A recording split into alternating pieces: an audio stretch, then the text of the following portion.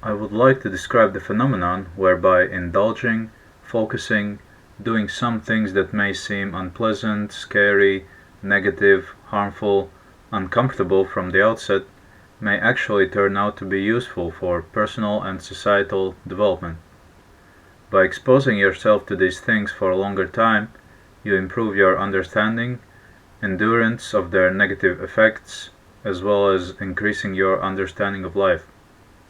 By confronting the unpleasant, you can reduce your fear of it and solve internal tensions and frustrations in your mind.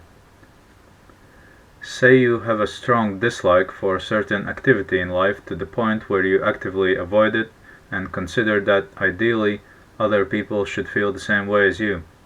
For example, you may not like the idea of riding a bicycle.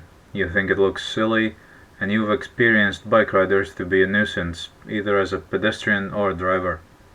You have never cycled or have done it a long time ago, and when you see cyclists all you can think of are bad thoughts about them.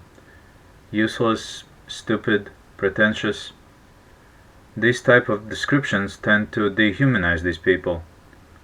It is almost to the point of if you see an accident happen to the cyclist, you would not feel compassion at the face of it, blaming it on his choice to cycle instead. At this point, if you see another person as completely unreasonable, that is a good signal that you have a suppressed lack of knowledge within yourself about it. You want to simplify the world at the expense of other people, and that could cause you to pass clouded judgment and possibly lead you to commit immoral acts to others and yourself, either relating to what you dislike or in another sphere of life where you have unchecked, dissonant thinking. For example, if you are in the position of hiring people, you may be biased against a potentially better candidate because of a trait of theirs that annoys you. It could be a certain interest or hobby that you find as unreasonable as cycling. Because you have not confronted the cycling dislike, you do not see the need to do it in this case as well. Through indirect pathways, this dissonance can cost you your own development and welfare in the long term. If a whole society of people are harboring these types of issues, the moral motivations can aggregate and culminate in larger scale conflicts that may cause great damage and setbacks to many people. So how does one avoid the negative consequences? As I mentioned, the solution is to personally confront it as soon as possible. In the cycling example, one could read up on cycling, talk to a cyclist, or go for a ride yourself to gain an understanding of the motivations of these people. Against your initial list of negatives, you may find a new list of positives that attract these people to cycling, such as pleasure from exercise, fascination with bicycle mechanics, a community or group of friends tied together by this activity, etc.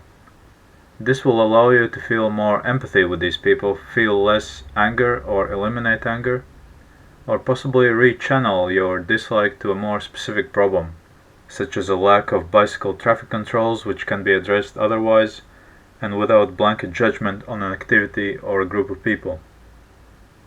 While I chose cycling as a less controversial subject, I think this analogy can be applied to almost anything, such as types of music, fashion, politics, tradition, even religion, philosophies, and almost any aspect of life that provokes someone into feeling bad.